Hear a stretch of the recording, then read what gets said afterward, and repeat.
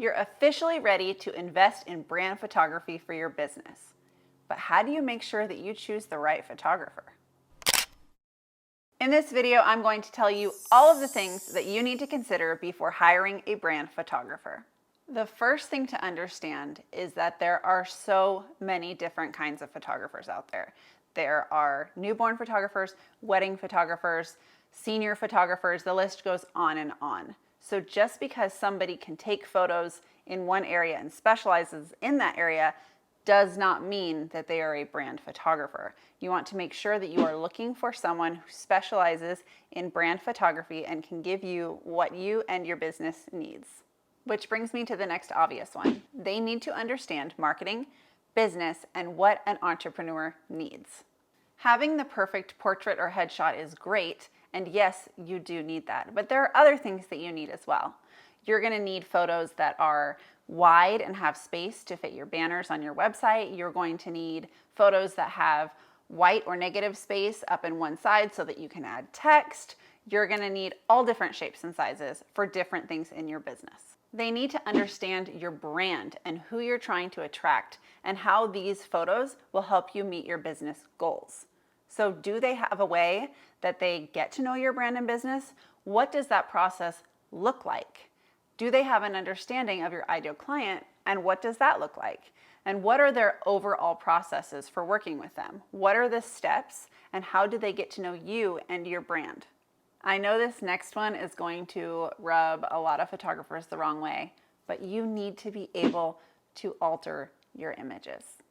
A lot of photographers do not allow this, and I understand why, because as photographers, we spend a lot of time editing and cropping and framing and doing all of the things to create this perfect photo.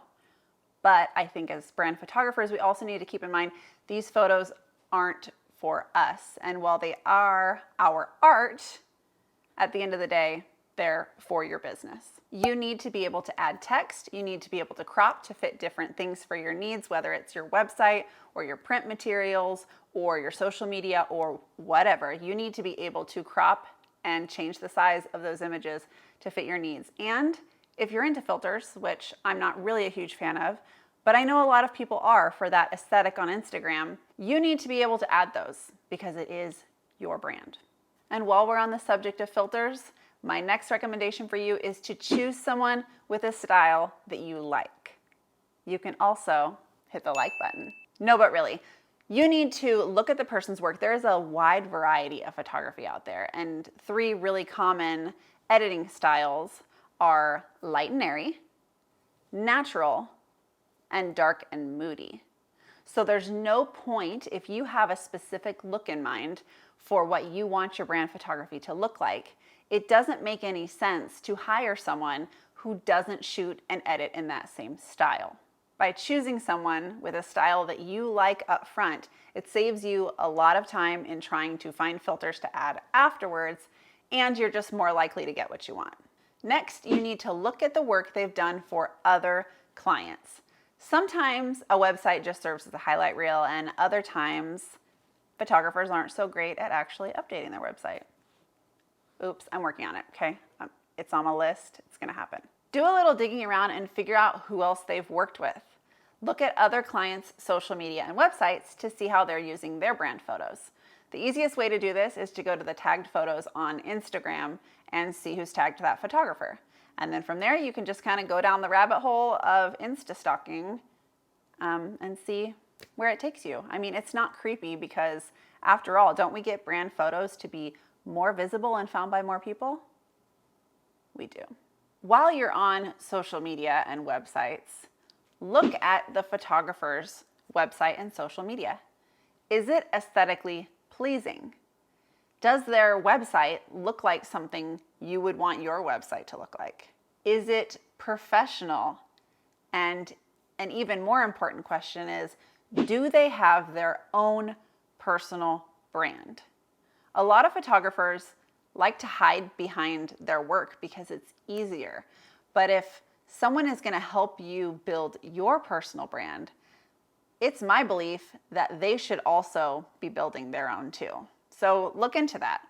How well can you get to know a person, or how strong do you feel their branding is, and take that into consideration before you hire somebody to help you build yours. When I first started my business, I actually set up a separate Instagram account from my personal Instagram account for my brand photography specifically. And about a week or so in, I realized this looks really pretty, but if I'm actually trying to help people build their brand and show up as themselves online and infuse themselves into their business, why would I not do that myself? So that second account was very short-lived. So now I only have one account that encompasses my life and my work together as one. Before you book a shoot, you always want to book a consultation. Yes, they may do a really good job on social media, interacting in their stories and things like that, and you may feel like you know them, which is a really, really good thing. But until you're actually on a phone call or a Zoom call with them, face-to-face over video or even in person, you can't really get the vibe of whether or not you would mix well with them. And vibing with your photographer, who you're probably going to spend all day with, creating images and visuals for your brand is super, super important. The energy that is present the day of your photo shoot is going to be the energy that comes through in your photos. So it's really, really important to make sure that your photographer is a good fit for you and your business. Having a consultation also allows you to really express what your needs are and make sure that the photographer is actually able to deliver on that. And on the same token, sometimes us as photographers won't always mesh well with a client. And in that case, we may need to refer you to somebody else. And it could be due to personality, or it could just be due to the fact that what you need isn't something they specialize and they feel like someone else could do it better. So if you happen to have a consultation and the photographer says it's not the best fit, it doesn't necessarily mean it's you. Sometimes it's them. But either way, whether it's you or it's them, if you aren't meant to be for each other, you probably don't want to work together. Lastly, you need to understand what you're paying for and what you're receiving. There is nothing worse than being blindsided by add-ons and fees when you didn't think they were going to happen. Look at their packages. It's really important for you to know what's included and what's not included. How many images are you getting? Do you get to choose your favorites? Is a commercial use license included? What's the timeline and what do you actually get when you get your stuff back?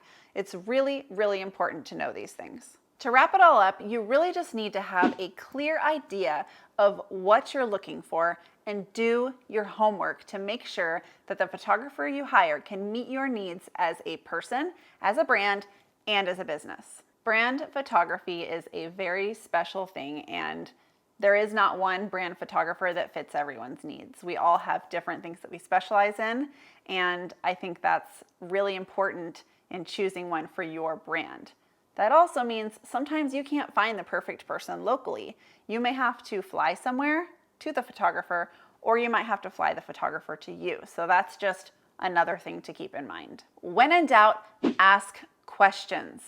A good photographer should be happy to answer any questions that you have when it comes to working with them. Speaking of questions, next week's video will be all of the questions that you need to ask before you officially book your photographer. So make sure you hit that subscribe button and turn on the bell notifications so that you don't miss a single video. If you like this video, don't forget to hit that like button, and in the comments below, let me know if you have any questions. I'll see you in the next video.